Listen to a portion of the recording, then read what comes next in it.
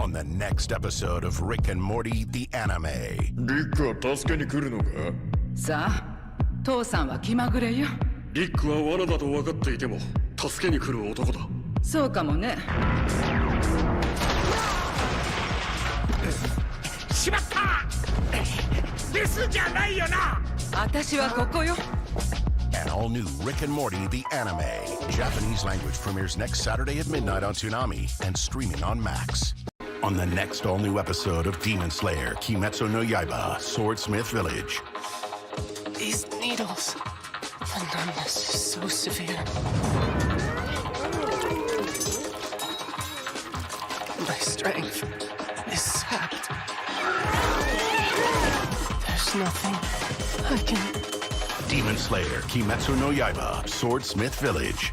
Next Saturday at 1 a.m. Only Toonami on Adult Swim.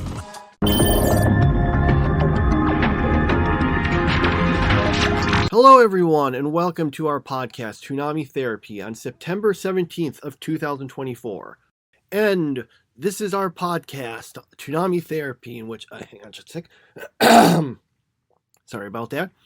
In which we talk about anime and sometimes Toonami. So, just two things to notice. I'm sort of getting a little over an illness, so I'm sorry if I like cough or, sniff or anything like that. Also, we were having some weird audio issues when we were talking before recording. There's this weird sort of noise that kept showing up. We think we fixed it, or at least we hope we have, but it kind of kept coming in and out and will just go away for a while, then come back. So far, we haven't heard it. I'm just going to mention this in case it shows up during the podcast so people know what we're talking about. Okay. Let's see. Wait, I can't remember. Did we actually introduce ourselves? I don't think so. Oh, okay. Yeah, we usually say, okay, I'm Michael. Yeah, hello, I'm Tommy. All right. Yeah, we say that, then we talk about the podcast. Well, we've done all that, so I guess we can move right into it then. In terms of the stuff we watch, okay, well, there was Rick and Morty, the anime, episode 5. So Jerry meets up with an alternate universe Jerry, and then he becomes a super hero, and then there's a bunch of stuff with and then he fights stuff, but then he stops being a superhero, and then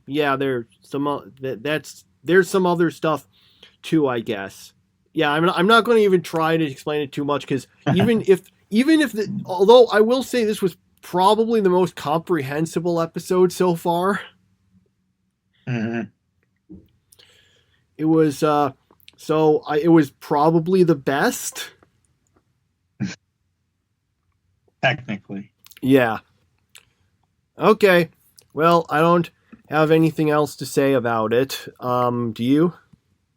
Nope, not really. I am kind of enjoying, though, the American version of the show, so I either feel stupid or I feel, I don't know. I feel like I'm enjoying the American version so much that it just must mean that I'm not don't really have good taste, because to like something like this is like liking Family Guy or The Simpsons or one of those other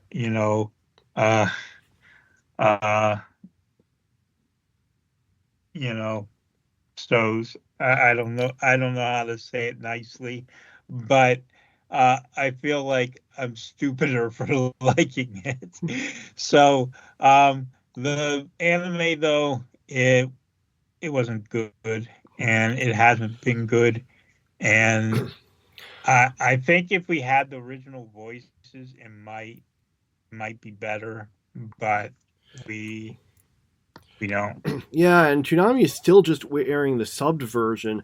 And like the thing is, there is a dubbed version of this, but it's not the original voices. They're just having they had other people dub it to try to sound like the original ones because I probably they wanted to do it for cheaper. So yeah, it's a little weird because so we watched the episode of regular Rick and Morty before this one because it does air before that. The one before this one was honestly, I've seen several episodes of Rick and Morty. I think this was probably the worst of them. It was a dragon episode, if anyone's wondering. Actually, I saw this ranking of someone who ranked all the episodes of Rick and Morty from best to worst. That episode we saw, they ranked that as the second worst. That's funny because I actually enjoyed it. So really, I thought you told me you didn't like it. No, I didn't like the anime episode. No, I mean I thought that after we watched the original one, you told me that you thought it was it wasn't very good, or at least it was the weakest one that you saw. Yeah, it was the weakest one I saw, but I still enjoyed it. Oh, So. okay. I see what you're saying. Yeah. Anyway, what I wanted to say though was, so that was like definitely the weakest episode I've seen of the original series. I didn't really like. Well, there were a few parts I liked from it, but mostly I didn't like the episode. And yet, I'd say I still liked it more than the Rick and Morty the anime episode, which was probably the best episode of it so far. Okay, so after that, we move on to Demon Slayer episode 50. So, they've managed to kill the 4 demon guys, but they don't all die. So then they realize, oh no, there must be another one we have to kill. And we have to kill them all at once. So, after all that, they, let's see. So yeah, they're trying to deal with that, but if I remember correctly, most of this episode is actually just a flashback of another character. Mm-hmm. Was that actually most of the episode? I feel like that was most of it. So, okay.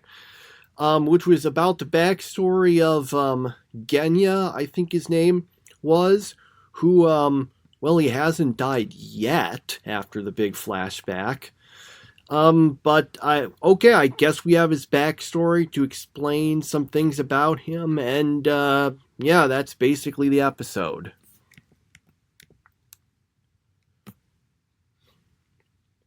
I don't know. My problem. Keep going. My problem with Demon Slayer is I feel. Should you go first or should I? You go ahead. Okay, I was just going to say, my problem, I think, with Demon Slayer is the fact that, well, my problem with talking about it more specifically is that all the episodes are just, well, we had a bunch of fun. They're very simple to describe, so there's not really much to say about them. I mean, I could say the animation's good, but the animation's always good on Demon Slayer.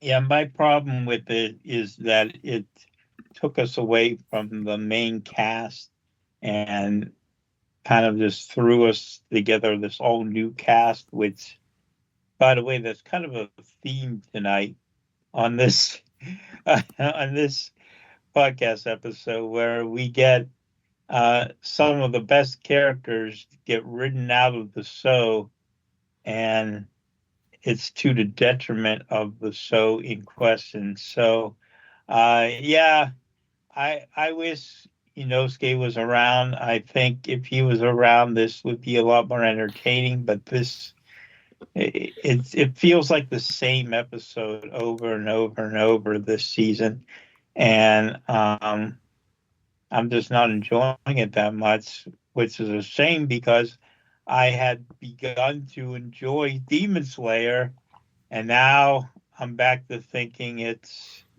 not that good. So. Yeah. Okay. Yeah, so yeah, I kind of had heard, I think some people say they didn't think this was as good as the previous season, and well, it's not. So, All right. It well, didn't get a movie, did it?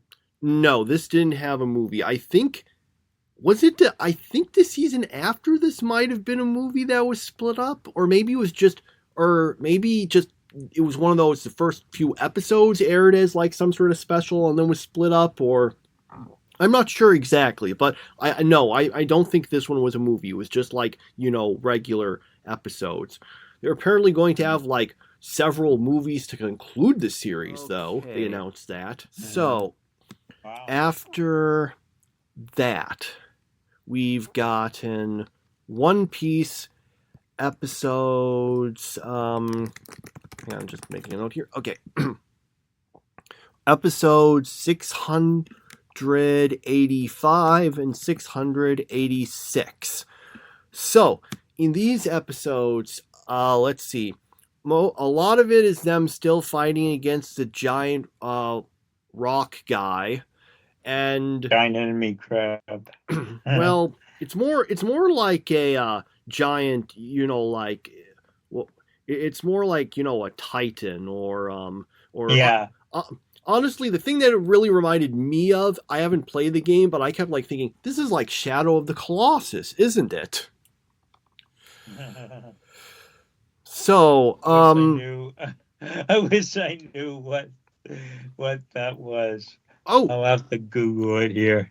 it's this game where basically you have to go up against these giant things called Colossus, or is it plural? Is it Colossuses or is it Colossi as a plural? Anyway, they're all these like giant things, and what you need to do is like find the way to get onto them, to find their weak spot and hit it enough times, and some of them. And they're different, like, size, shapes and stuff, but a few of them do look pretty, like, big and humanoid, and kind of struck me a bit like this giant rock version of Pika. Mm-hmm. All right, so, yeah, so they're doing that, but Luffy manages to keep going forward. Let's see.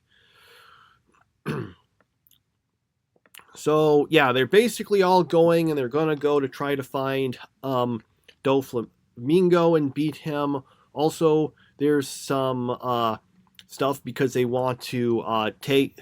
They have the keys, and they want to use it to unlock the handcuffs unlock so he can, use his devil fruit powers again.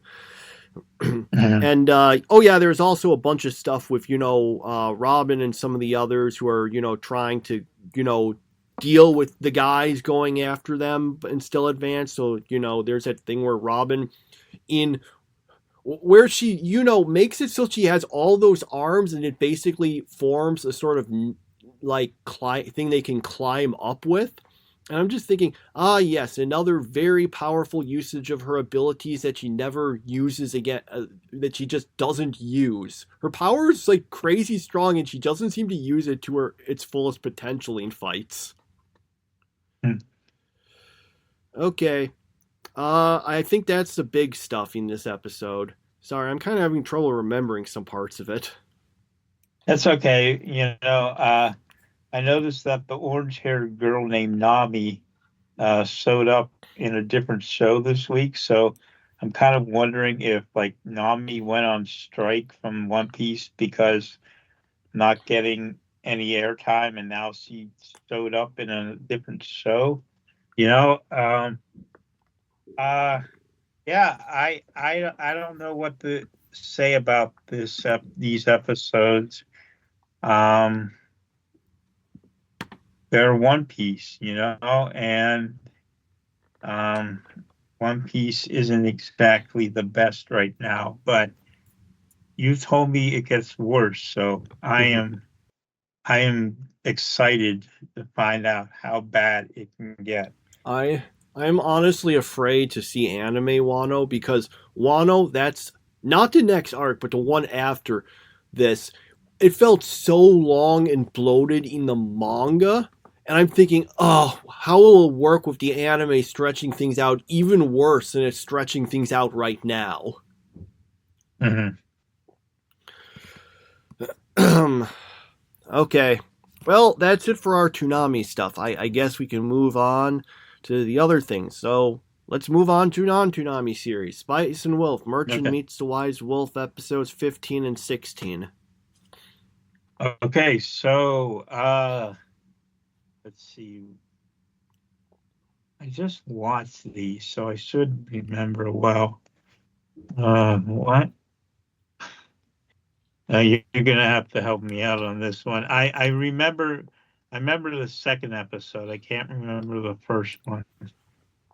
Well, I'm remembering things, but I'm just suddenly thinking, wait, was that everything that happened? Is it possible that I forgot to watch it? Let me just make sure I watched both episodes, because I'm like, it really feels like there should have been more than that happened in that. So, let me just take a quick look to make sure that I did watch them both.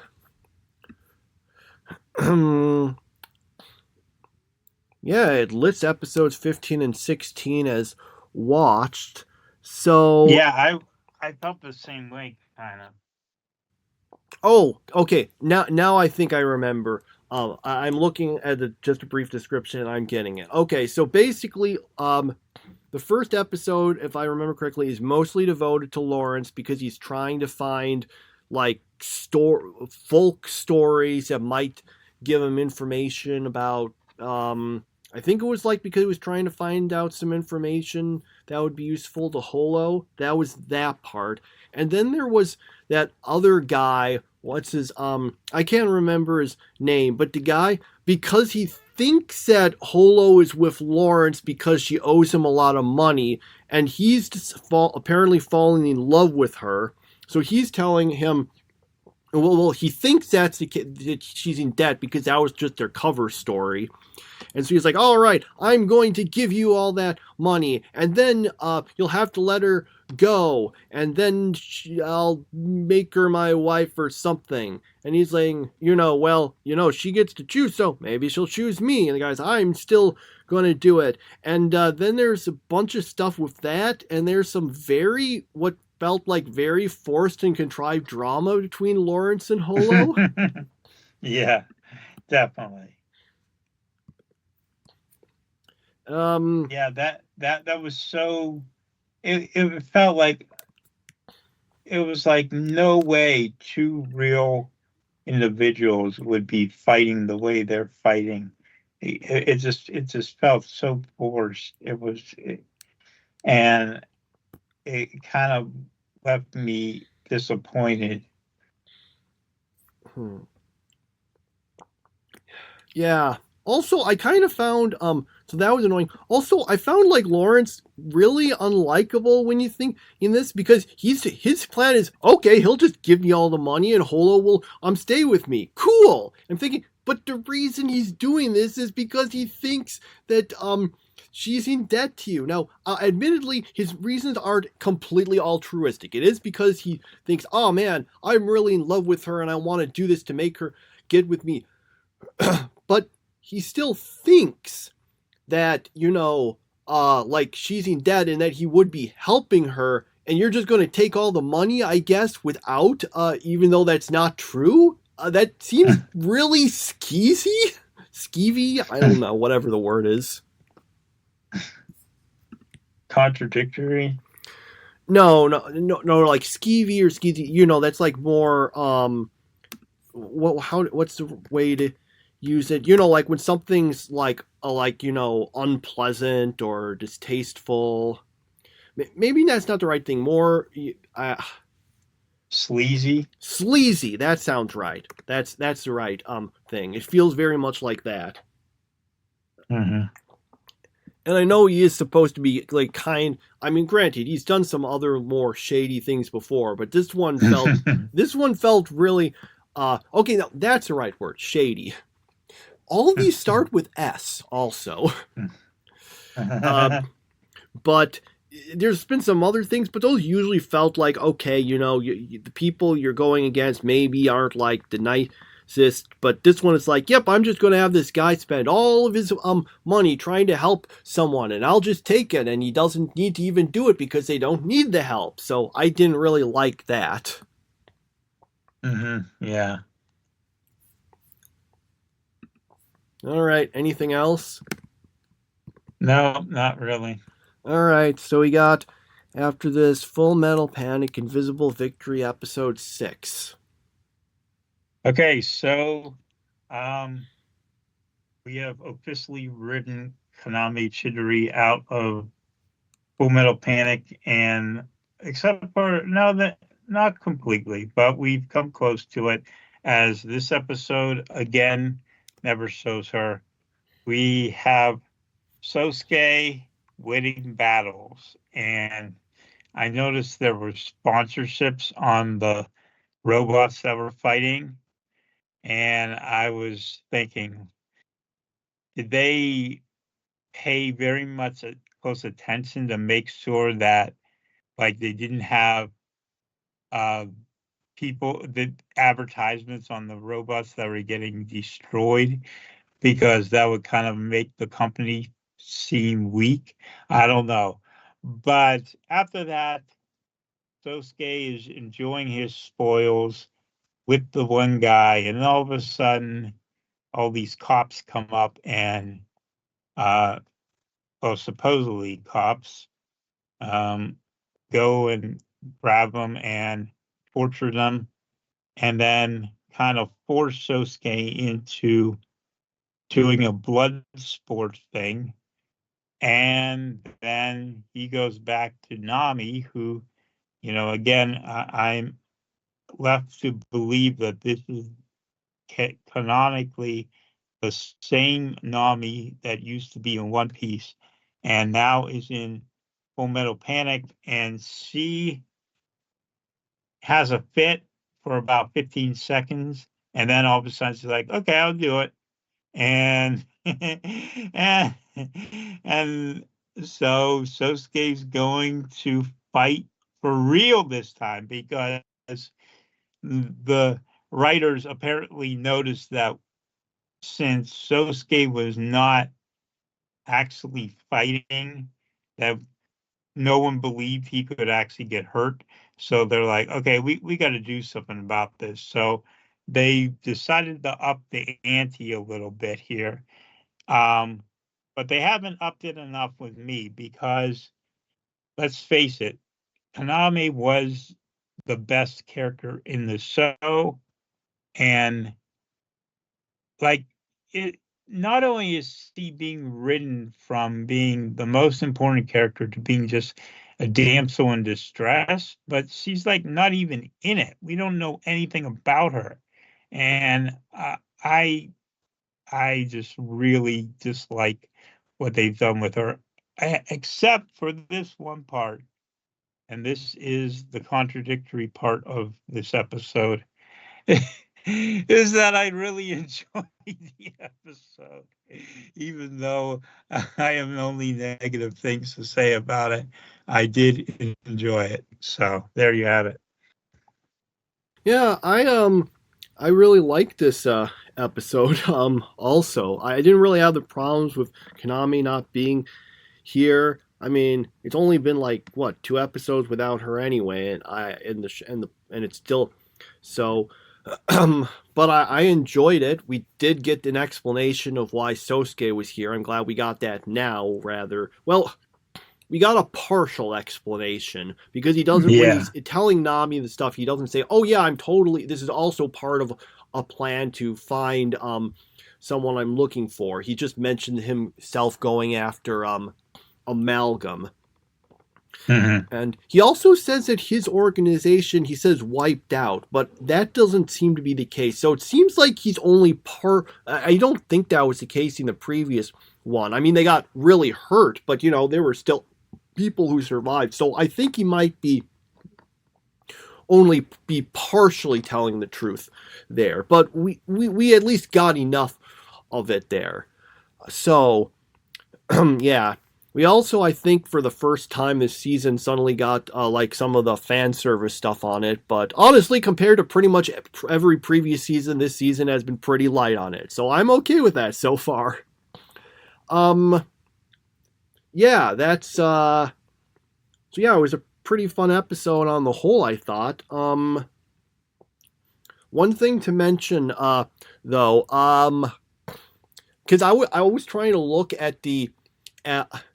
Unfortunately, one thing I learned is that apparently the end of the season, kind of like Dark Gathering, is another, hey, go read the light novel endings.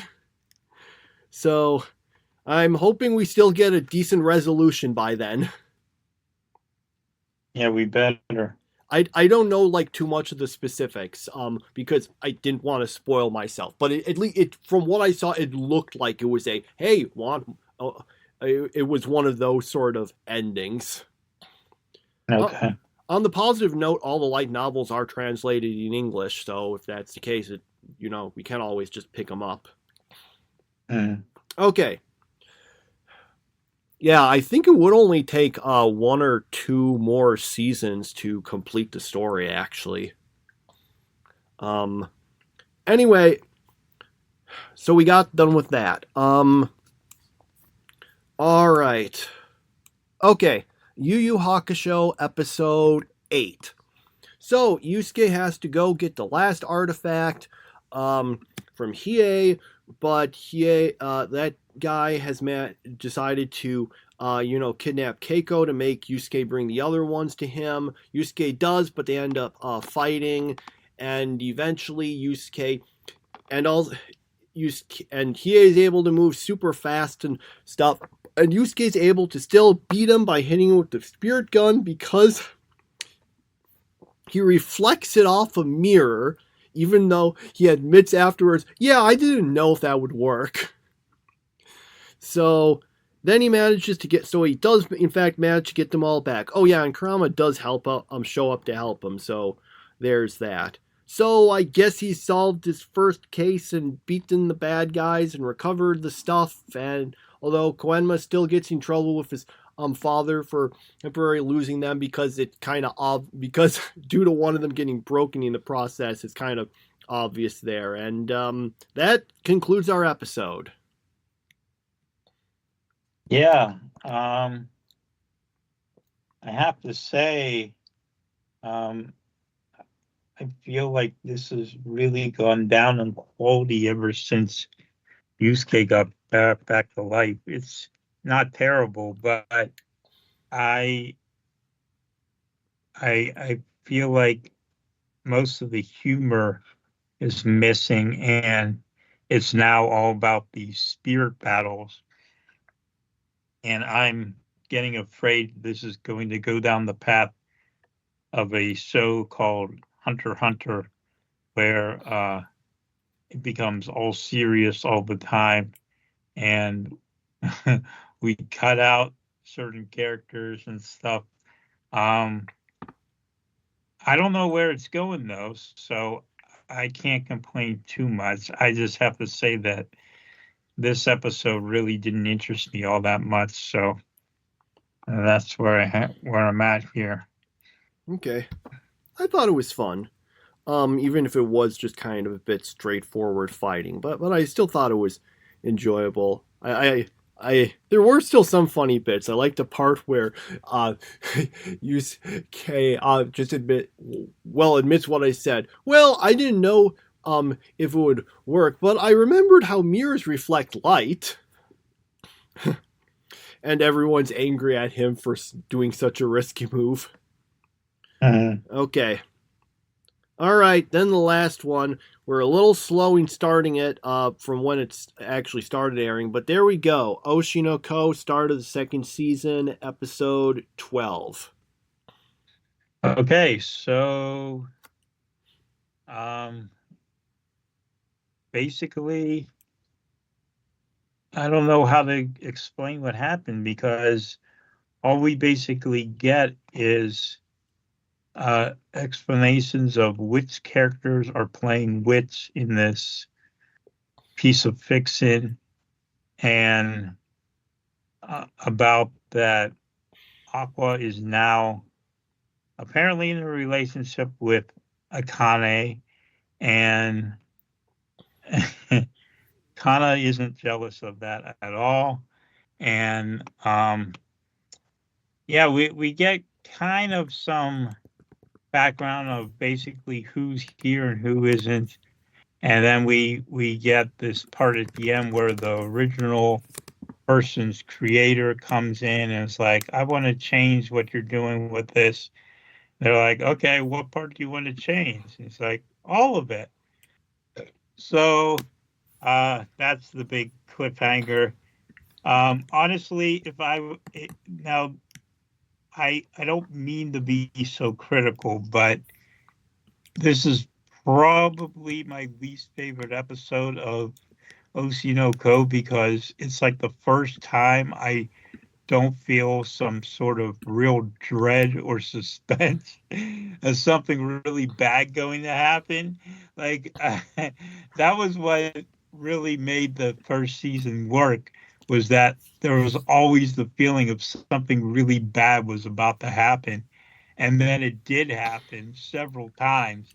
So whenever this episode kind of was just like, okay, you're playing them and you're playing them, and Aqua is kind of in a relationship, and and kind of doesn't care, and of course he doesn't care, and yeah, so disappointing, I would say, but I think they also knew that they had to try to do kind of like a recap on the fly, so that's kind of what they did here.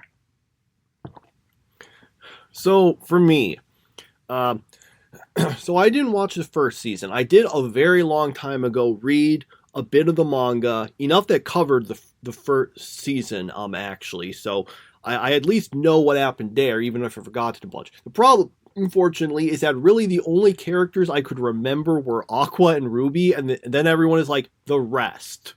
And I'm like, well, okay, I kind of remember the girl with the horns that she wears, but just because she's got a distinctive design. So for a lot of these, I'm just like, I don't know who these characters are. I think they showed up, but I don't remember for sure. But setting that aside, I was pretty bored by this episode and was kind of tuning out until we got to like the last, I don't know, 10 seconds, at which point I was like, oh wait, now I'm very interested. I want to see the next episode. It was a very effective cliffhanger for her to just say, well, oh, what do you want us to rewrite? And she just goes, all of it. So yeah, I didn't like it, but I am interested in the next episode. Yeah, I honestly don't have any clue where it goes from here, but I do like it did follow the series um, uh, way of using a cliffhanger to end almost every episode, which that's the way I used to write my fan fiction, by the way. Yeah, so Kana is the girl with the red hair. So just take my word for it that she doesn't care at all that Aqua is going out with Akane. Okay, she does not mind that one bit, and she's also my favorite character. So hopefully we get to see more of her, and I know we will because it's the number one shipping war since, I don't know, Ichigo and Rukia and Orihime. I think it's the biggest shipping war I've seen since then. So, yeah. Well, I would say some of the Naruto ships were bigger, but that ended before Bleach. So I guess if you want to say since, Yeah. it would be the most I would at least say in anime since then, because I don't think of anything else offhand. I don't really remember too much else offhand that I can think of since then, because It would have to be something extremely popular. Well, I'm more thinking about like were there series that really had that sort of thing? Because for that to happen, you need someone and you need multiple, maybe like at least plausible love interests. So I mean, there's of course various harem series, but usually I've noticed that in harem series there usually doesn't tend to actually be that strong of shipping in them. Um, It's either that or there's one girl that's way out in front, and even though all the other harem, like go after the guy, he still always picks the first one. So, like, like Familiar Zero, or Is It Wrong to Pick Up Girls in a Dungeon, or something like that. I'm just remembering the manga series We Never Learn, where it also is a harem, and so then it's like, okay, so they end up with one girl. It's pretty clear that's it, and then the author said, by the way, we're gonna like there then like had like 9 chapters devoted to each other girl in a sort of, hey, so here's what happens, how he would end up with this person and what would happen. And this they did it for every single one of them. What's the name of that manga? We Never Learn. Some people We Never Learn. Yeah, some people call it Bokuben for short, which is based on the Japanese title. There is an anime of it, but the anime didn't finish the story. So Typical. mm-hmm. Yeah. Okay.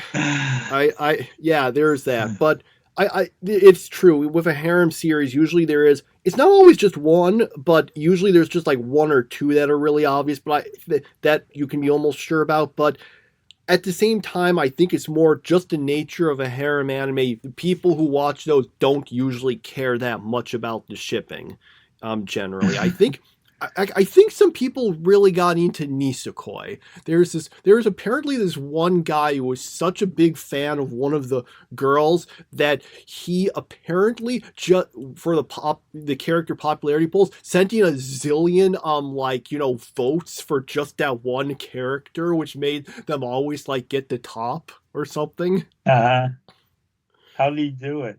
I don't know. I guess he just sent in a ton of letters. Is it like one of those buy your way onto the New York Times bestseller list type of thing where, like, no joke, people do this. They'll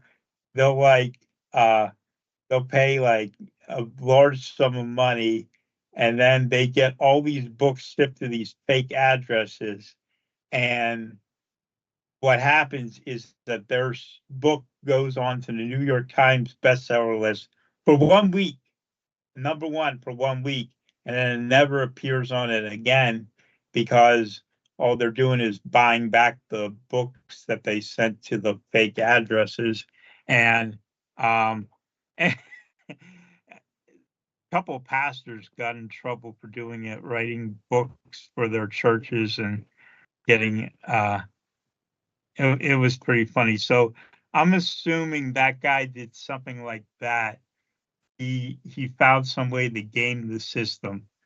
But yeah, whenever you've got one of these shipping wars, it usually is one man and it's 2 girls, and because Naruto and Ichigo, well, I guess Sasuke had a lot to choose from because pretty much every girl fell for him. But the shipping wars never really. Well, no, I'll take that back. The shipping wars were about 3 ways. There was some of us who were the right ones who wanted Hinata. There's some people who were the wrong ones who wanted Sakura. And then there's the people who wanted Naruto and Sasuke to end up together. So I do, and the funny thing is, from what I remember, the person whose name the person who sent those in, they were known as like Y-san from Chiba Prefecture. apparently in one of the, I can't remember which one. I know there were a lot of weird things in the Nisekoi character popularities, but apparently he got enough votes to rank on the character popularity polls for Nisekoi. People literally voted for him. No, but it wasn't like, in the top 10 or anything, but I think it was in the top 20. No, the craziest one was probably when in the last of them, the character who got 10th place was a character from the author's previous series who never showed up in Nisekoi. Wow. Ugh. So, yeah, they often had some weird things there in that series. In other series that had an anime that didn't complete the story. Mm-hmm. Okay. Yeah. Anyway, so back to we were talking about Oshinoko. Yeah, were we? Yes, we actually were. Okay, anything else to say about it?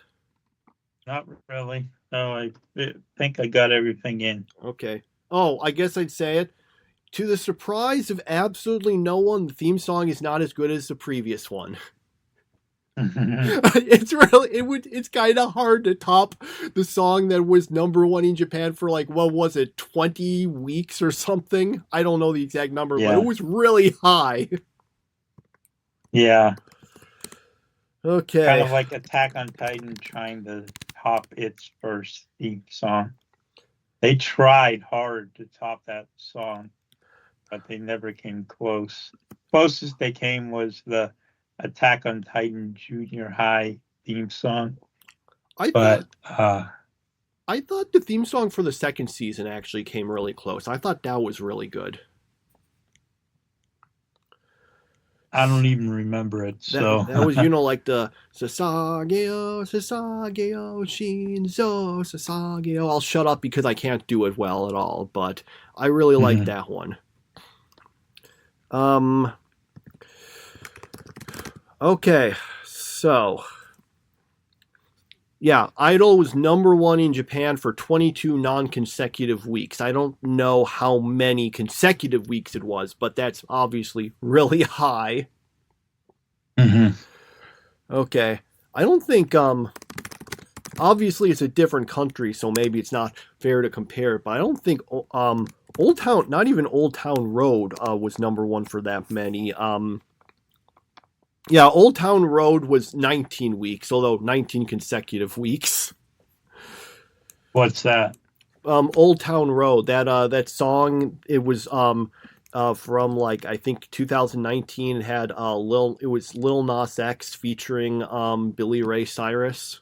Like the horses in the back, that song. No, I don't know that song. Oh, because that was like everywhere. Mm-hmm. Okay. Anyway, so, okay, we'll move on then. Sailor Moon, episodes 24 to 25. Yeah, I'm having a hard time with these ones, remembering, but seemed that Sailor Jupiter showed up and increased the number of guardians to 4, and of course we have that whole thing going on with Molly, or well, that's what I call her, Molly. She has a different name, Naru. In in fact, that's pretty much the only person who I still call by their original name is Molly, but yeah, so that's basically what happened. Yeah, so I guess I'll give some thoughts because I've got a number of them. So in this one, the first one we have the stuff with Nephrite and Naru because she's all in love with him, and I guess this kind of turns him good. At least he basically saves her, but then dies in the process because, well, he died in the original series, I guess, and they didn't have anything else planned for him to do. Although in the original series, like he didn't have like this sort of kind of redemption thing. He was just a bad guy and got killed. So this was actually a bit more character development for him. But I have some like kind of problems with this because I feel like, wow, this was a extremely sudden redemption thing for him. It really does not feel like it was built up to, because literally prior to this episode, there was not any time there were really any indications he had positive qualities. He was just a bad guy, but I guess he's just, oh, well, I guess this girl fell in love with me, so I guess I'm a nicer guy now. But, and so that all felt really... and the other problem is because she like sticks by him so much, but there's no reason to. Again, right up until this point, we've literally had no reason to ever believe he had anything good about him. If we had at least seen that maybe he had a nicer side, maybe they had like, spent some time together, even if he was pretending to be a nice guy with her. I mean, I guess they interacted a little, but not really enough for her to be like this. So it really felt kind of, I like some of the ideas here, but I just think it's not done very well. One thing I wanted to correct, I did, last time I was talking about, well, there's also the factor, like, he's way too old for her. I just assumed he was at least in his 20s, but I checked the Sailor Moon wiki. Now, it doesn't say his age for the anime, but it does for the manga, and I'm just going to assume they're the same. The manga, it says he's about 19 years old. So, okay, that's still an age gap, but, and still a bit problematic, because we're talking 14 and 19. But it's better than, like a 14 and a 25-year-old. It's a little better. Which also just makes me think, you could have just had... Why are the characters all... If you had just bumped up the characters into high school, that would have worked a little better, but I don't know. So that's I guess my objection there still remains. It's just quite as bad. So I don't know. That's my issue there. It really feels like they just kind of put in that and just rushed everything in order to make it work. And yeah, so that was kind of an issue. As for the other episode, we got the other Scout Sailor Guardian introduced, and yeah, that was that. Mm-hmm. Yeah. It's funny that they talked about, someone being good at the Crane games, being really good. And while admittedly it turns out because he's got psychic powers or whatever, but I was just before they revealed that, I was thinking, well, the thing is, you actually can't really be good, because here's the truth. You might not know this, but most of those are actually rigged. Literally, they're set up so that they won't so that like the Crane's, the claw strength will be really weak until enough money has been spent on the machine. And then it'll actually start working, and then someone can get a prize. It's literally just set up so you can set it up so that you'll be getting this amount, it'll make this amount of money per prize granted. So until, people spend enough money for like, I don't know, like $5 or whatever, it will be effectively impossible to get a prize, because it'll just work against you. It'll only work once enough money has been put into it, making it not exactly gambling, but it's definitely a case where you need to put enough money in it for it to work. So it's not quite gambling. It's more kind of, I guess, like, I was going to say it's like pity. A carnival game. Well, I was going to say it was kind of like pity in a gacha game, but the thing about a gacha game is that you still actually got a chance of pulling the character you want before you hit the pity. Anyway, so that's all I've got. They'll eventually give you a prize, but I think some of them are honest, but a lot of them are, rigged in that way. Oh, I know one that was an honest one, because my sister and I counted. We won over 100 toys over the years at this one Pizza Hut. So we were pretty good at it. But it had to have been a fair and honest call because we won on it all the time. So Okay. Anyway, anything you wanted to say? I feel like I talked a bunch there. no, I just remember that whenever I watched the anime back when I was doing it for my blog, that the Naru and Nephrite redemption story thing was probably my favorite episode of the first season. So, yeah. Yeah, I like the idea behind it. I just think it comes too out of nowhere, and they should have done a little more to set this up. Is my problem. Okay.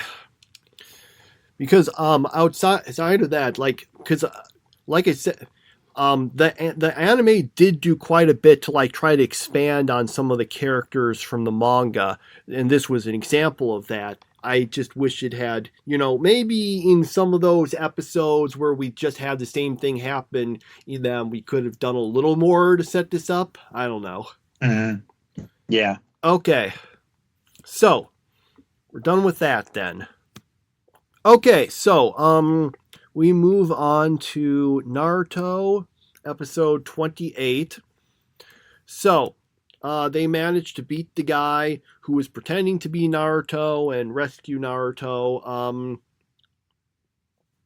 There's it seems there's actually there is a bit where Sasuke says they need to come up with a password so that he can recognize who the other is. And it's this really lengthy one. And then when Naruto later on tells him what the password is and gets it right, Sasuke knows he's not the real Naruto because the real Naruto would never remember it. Naruto, meanwhile, got eaten by a giant snake and then takes a very long time to realize the obvious solution, which is, oh yeah, I should just shadow clone jutsu and burst my way out of here. Anyway, Sakura and Sasuke end up going against this really powerful ninja, but they manage to escape, and then they do meet up with Naruto, who, like Sasuke expected, said he forgot the password. Yeah,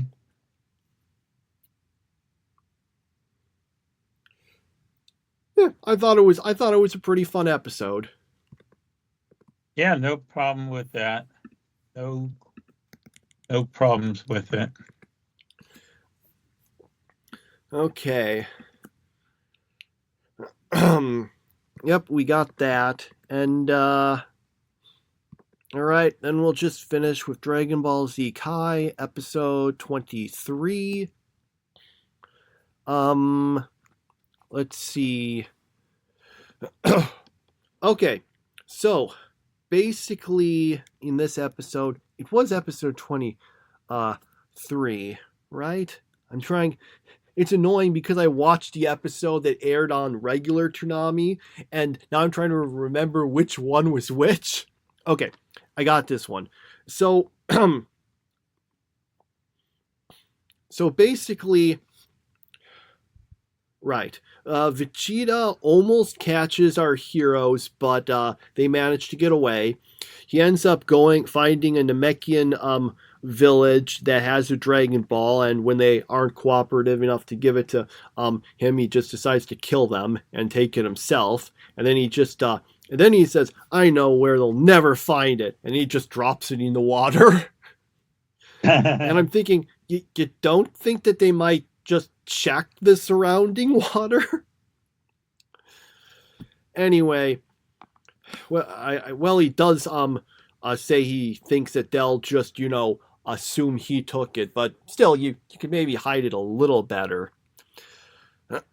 Anyway, and then Dende and Krillin decide to go meet the elder of Namek, and yep, that is our episode. Yep, Dragon Ball. That's what Mm-hmm. it is. Yep. Yep. Straightforward, and I thought it was pretty decent. Like, not anything Hmm. special, but decent. Yep. It's Dragon Ball. I feel in some ways, it's like what you might get at a fast food place. It's not going to be it's usually not anything particularly spectacular, but you know what you're getting, and it'll at least be decent. Yep. All right, and that's all of them. Whew. Mhm. All Okay, right. so we have to rank these things, Yes. don't we? Okay.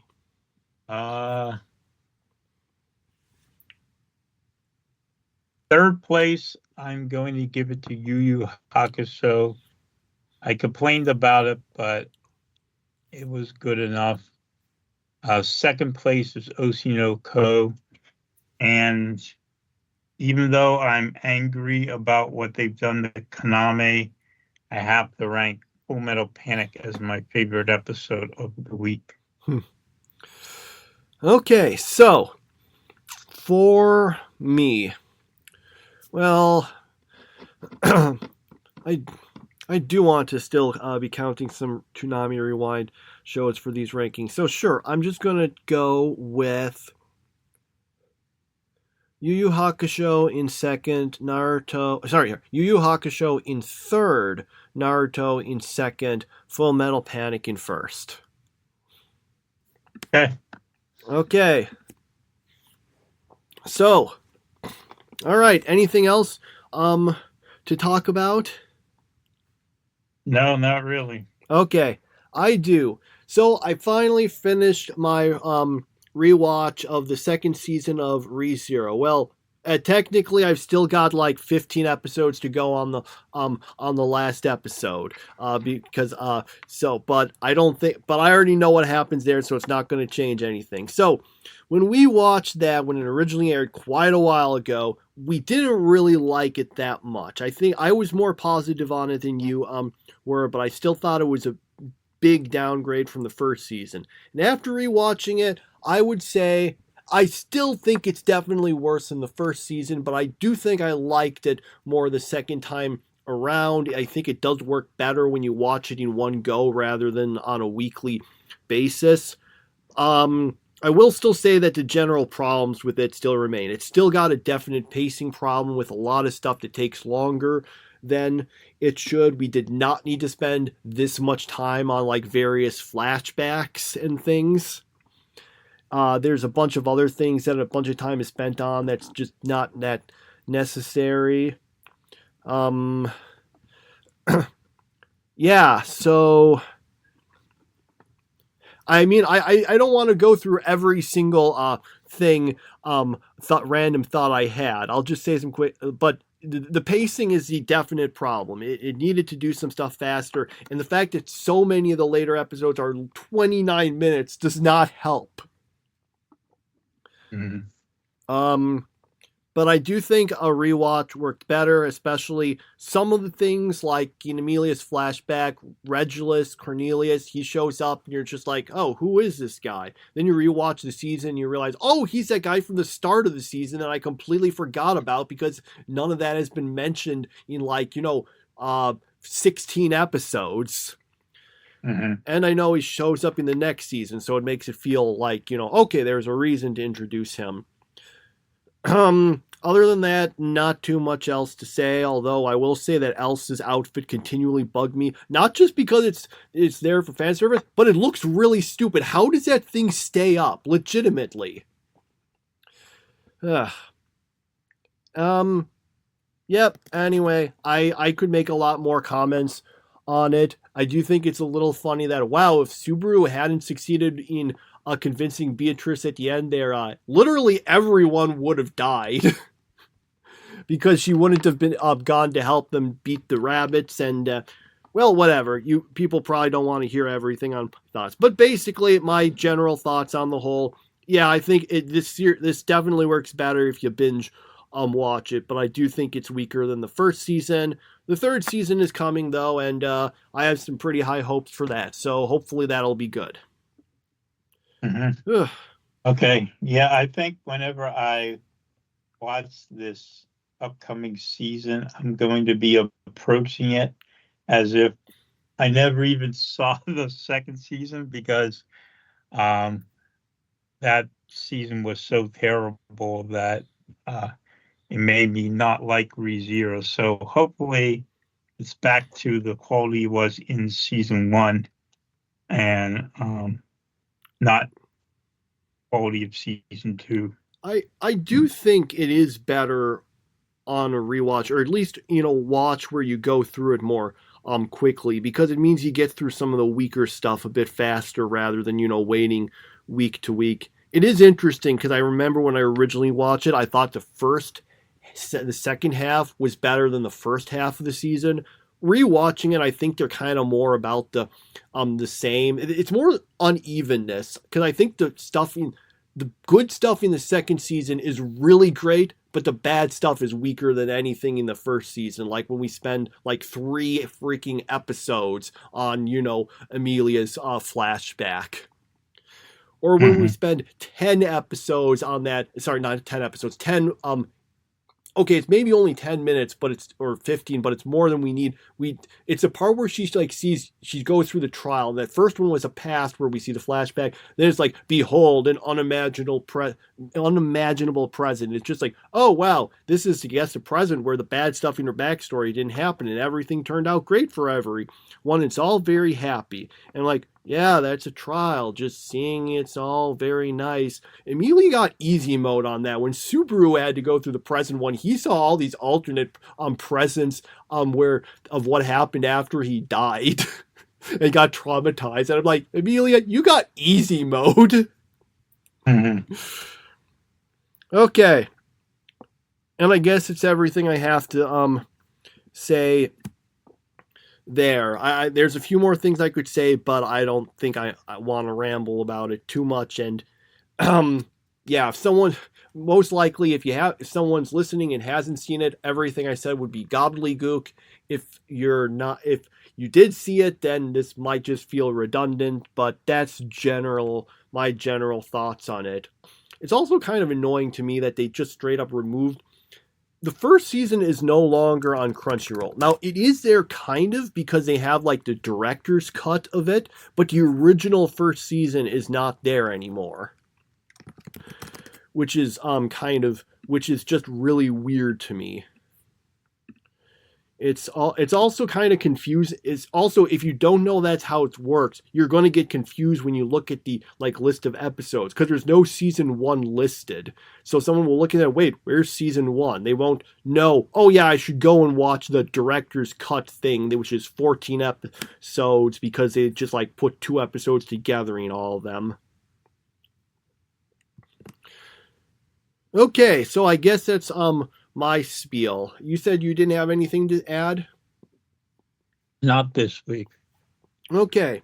Well, we'll probably have more to talk about ReZero when it premieres. So, might which should be next month sometime. All right. Now that I've said all that and probably wasted everyone's time, possibly, I guess that'll be that. We'll see you all next week. Bye. In a distant time, evil had a form, then a name. I am Aku. Toonami presents the special Emmy Award-winning episode. I see that I must show your world who is master. Your evil grasp ends now. Samurai Jack, Birth of Evil. Tonight from 6 to 7. Only Toonami.